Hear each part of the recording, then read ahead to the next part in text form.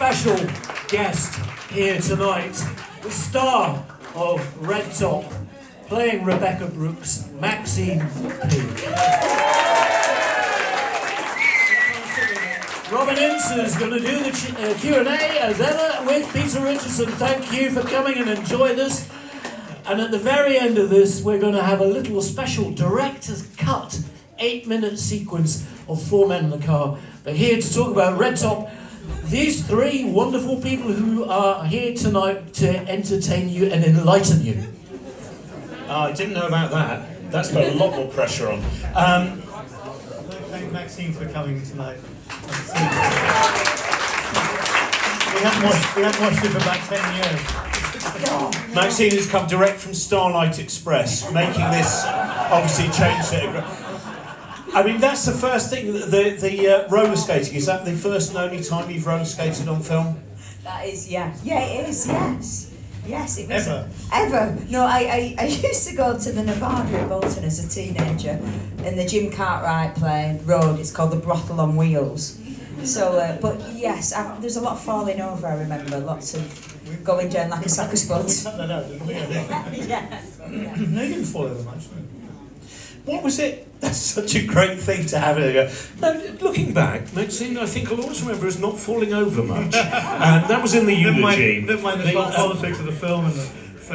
Well, that's I mean, to talk about the politics, one of the things that I love about your work is that also in a time when a lot of, kind of people in the spotlight are not talking about politics, you do talk about politics, and you are, you're very, very not just open but also campaigning and an activist, and to then play someone like the hideous Rebecca Brooks in that hideous world.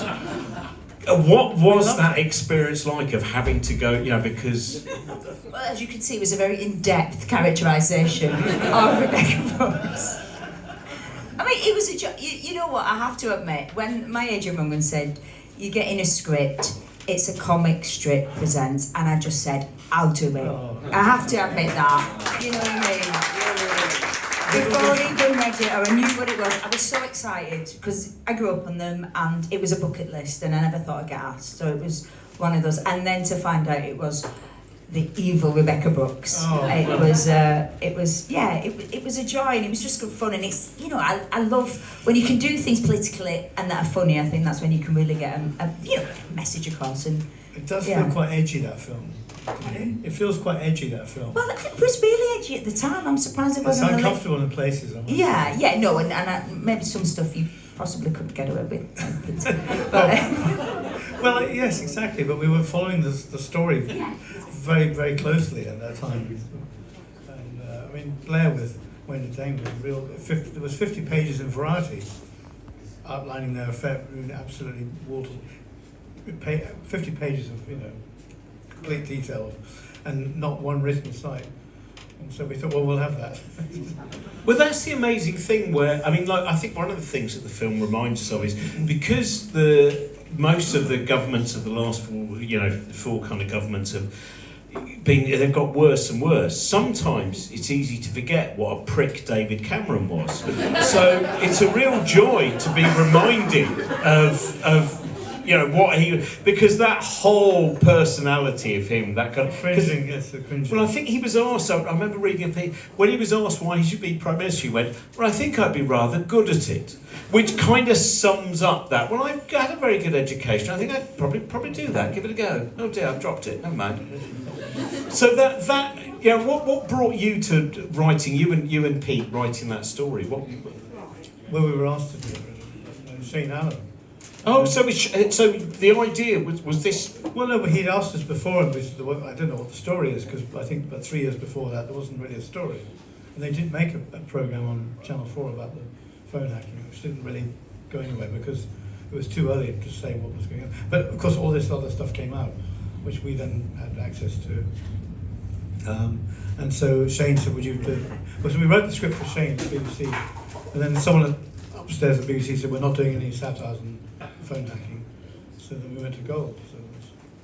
And why did you decide at that wonderful kind of 1970s style, because as we saw before, watching The Hunt for Tony Blair, you have a kind of mix of kind of 30s, 40s feel to it, and then the 60s music, but that 70s thing. I think we wanted to take it out of present day thing like we did with Blair, because it kind of makes it more theatrical.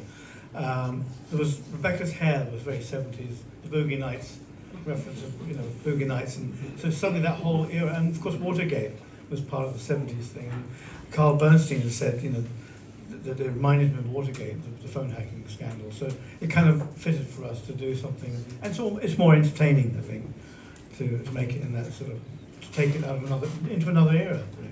Yeah, I think that's and Maxine, for you, but there's lots of different kind of versions of Rebecca Brooks. Like that first time we see her, she's almost like a Daphne du Maurier heroine, and then for a while she's in a kind of Jackie photo strip for a while, one of those photo romances.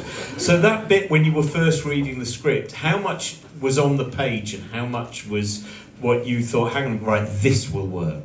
I think it was all on the page, I think, really. You know what I mean? You got that sense, and because knowing I suppose you are so influenced by the history of comic strip anyway, and what's sort of quite. And it's funny watching it now. It's like, I should have pushed it a bit more. But that's that's a typical actor of when you're watching a performance. No, but you know when you're watching a performance some years ago and you brilliantly directed, I have to say, no criticism to the wonderful, handsome, talented director. But, you're watching and you go, I think it was quite a tough one for you to do, because it wasn't in your... Well, it wasn't, and I'd started off doing comedy, then I'd ended up doing lots of very gritty, slightly bleak. So it was a return to comedy, but no, it was on the page. So, yeah. Yeah. I think I wasn't very good to you, really, on that. You were terrible. You were a terrible cunt. No, no, because I had this very fixed idea of how to do Rebecca, and I think actually it was quite intimidating the way. And I regret that. Really. No, but because I did have this very fixed idea, and I think actually it was. I felt for you after.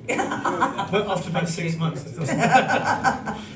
Well, it's all right. I got over it now. I've been to still taking the pills. Still taking the pills. Yeah. But that's what I love, that moment, every time you explode in rage, because it's quite rare, and those moments where you go from the cutesy to the utter, and because that's, I think, kind of captures that, the sad Rebecca Brooks that we saw, who really hadn't known what was going on with you, and then those moments of real venom that come out. I suppose you have to go, why would people be frightened of it? And actually, we are frightened of a lot of people. Violence is not always the most frightening sort of, what can I say, action, isn't it?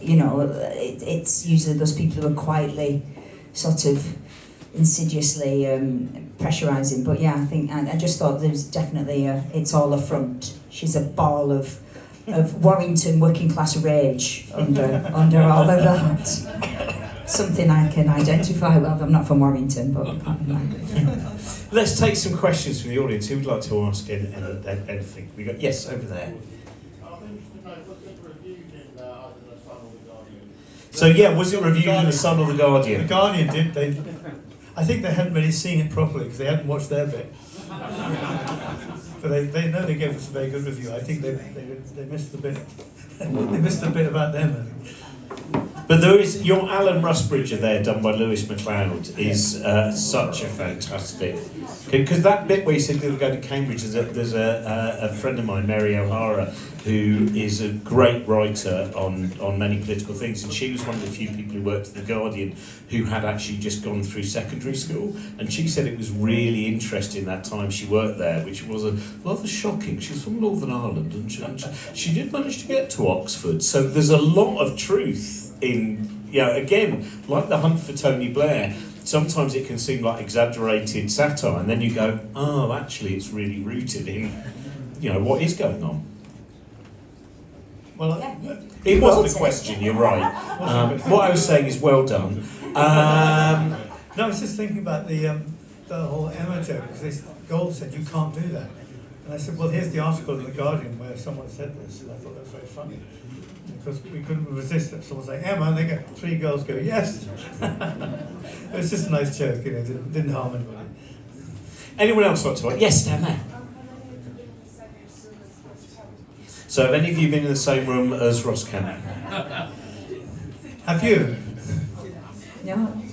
Right, first of all, who has been in the same room as Ross Kemp? Anyone? There we go. And what room was it? Right, so all of these former members of the SAS, it must be, from some... Let's hand them all microphone. Yeah.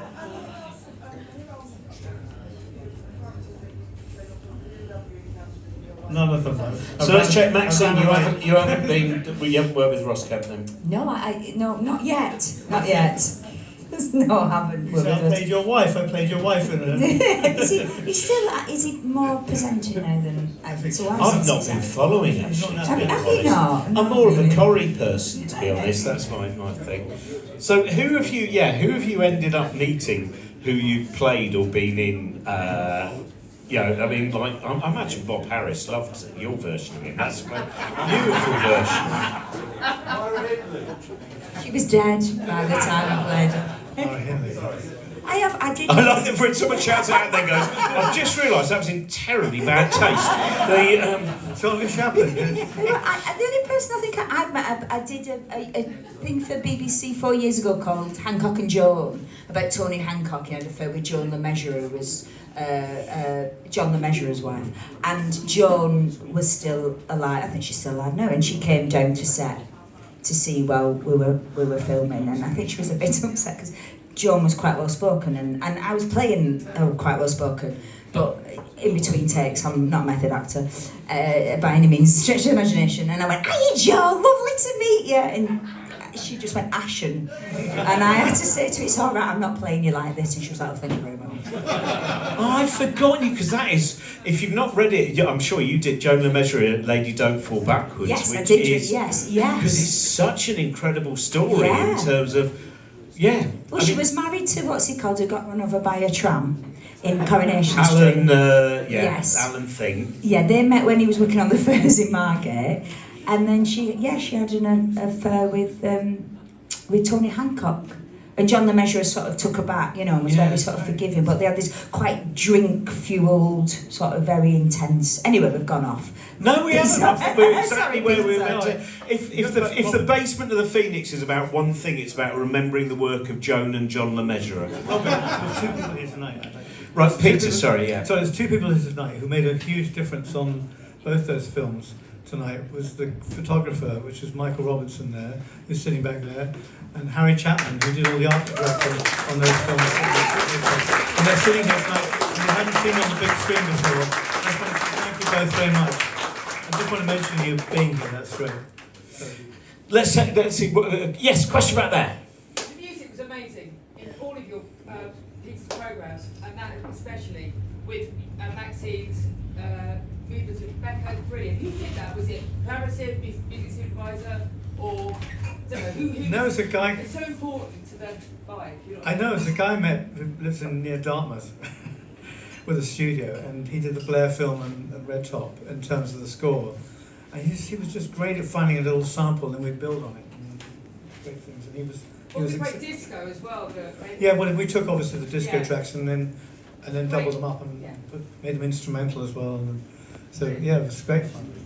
Well, you do always have, musically, you mentioned before about, with Jeff Beck and Brian May, but Kate Bush wrote music and appears in Les Dogs, which is one that I love, and I know you're going to re-edit, and with everything. I've done that. You've done the rest. But it's a lovely relationship, I think, in the comic strip. I don't know if you found that, Maxine. When I was getting into the comic strip, it wasn't that long after bands like the Specials as well, and it all felt like part of the same thing, this fantastic political education that came from two-tone music and came from the comic strip and all of these. Did you feel like that when you were growing up and seeing Absolutely. that stuff? It did feel part of... Oddly, it was my step-grandfather, because he was very political and was in the Communist Party at the time and blah, blah, blah. But he was the one who introduced me to comic strip, to the young ones, you know what I mean? I know people think it was like a young person, but, he must have been in his probably 60s then. But he, for him, it was, an outlet of, it had that political, and it was anarchic, wasn't it? But I think as a kid, I didn't quite completely understand it, but I just felt this was, what I wanted to be part of. But like you say, it was a continuation of that whole cultural vibe of music, of everything that was exploding and giving two fingers to the establishment, which, you know, yeah, and it's started, the legacy is just extraordinary. That Peter, we need a statue of Peter, I think. Totnes, do you think? Have a statue of Totnes? Does he not, we film it all in Totnes, so Peter's not 10 minutes away. And I have to say, when we filmed, we had the best time. It was just, because you just looked after everybody, so brilliant there. I think we went out to eat every night and, you know, socialised, and it was like a big part. Absolutely, absolutely. Because there's a lot of waiting around and pain and stuff. Did you find yourself talking to Alexi? Because I was thinking Alexi's fantastic communist upbringing, and it, you know, his mum. Well, in our house as well, it was a little bit like, cause, you know, it was always a bit. Oh, Alexi's now, you know, a bit sort of, but yeah, you know. Bit sort of. Hang on, well, what you was know it? what I mean, because he was always a little more about the actual. Because my parents were CPG, you know what I mean, from Great Britain. So you know all that terrible left, you know, falling out, you know, sort of what's it, Monty Python. Like Alexi. Yeah. But we did, and actually we've become, since then we've become, you know, we keep in touch and work for drinks, and it's just great to have somebody to have a good old political rant with, you know, because there's not, like I said, there's not a lot in the business who, you know, will, you know, a proper left, not at all.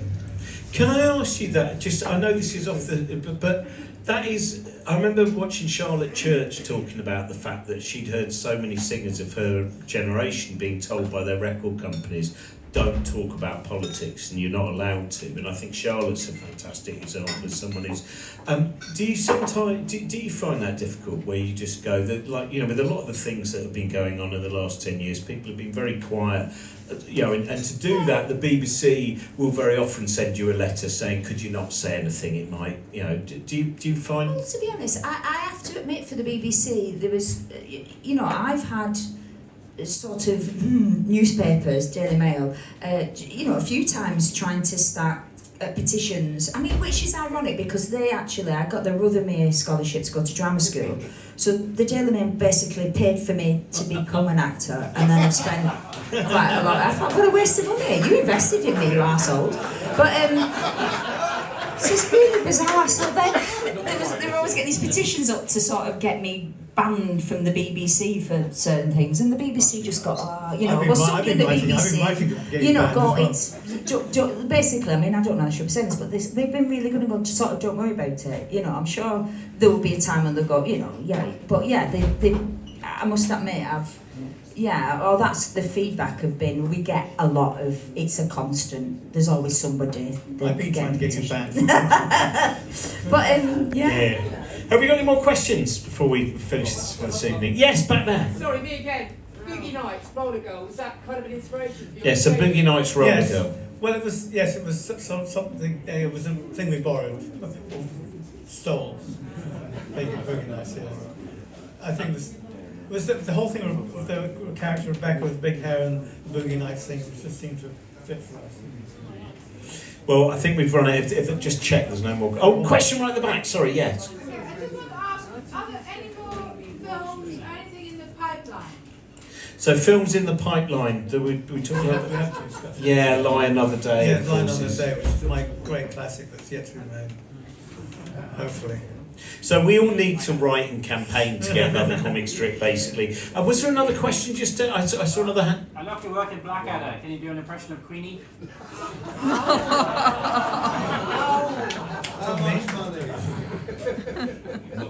Phoenix That's an uncertain. What is this Blackadder thing? Is that a show? Don't worry, you won't know it existed. No, You it were- sounds no, very you- interesting. This Blackadder thing. Now you were going to be Maxine. Can I just check? Because you were in rehearsal today. You were about to be. Well, I was workshopping there's something that's quite political, actually, surprisingly, a theatre piece that may or may not have a future life, so that's why I'm in London. Right. So, yes. I just started checking in case it was something that needed to be plugged. Thanks to. Yes, I'm doing a thing about the IRA, another, that's on, I'll be on Disney Plus, which is interesting. They're actually doing that in November, so I could plug that if you've got Disney Plus. Yeah, this is, Yeah, and they've got Pluto being Bobby Sands, haven't they? Which I think is going to be a kind of an intriguing moment. But I'm sure the Americans just cut out the politics, cut out the politics. Peter is going to be Wednesday, the Electric Cinema, aren't you? And then, as was mentioned before, Friday and Saturday you All are. different films. Yeah, and so Fistful of Travellers checks on Wednesday amongst many others, which again is. So thank you so much, everyone, for coming down, everyone for helping me. And Maxine, Peake, thank you so much. So hopefully.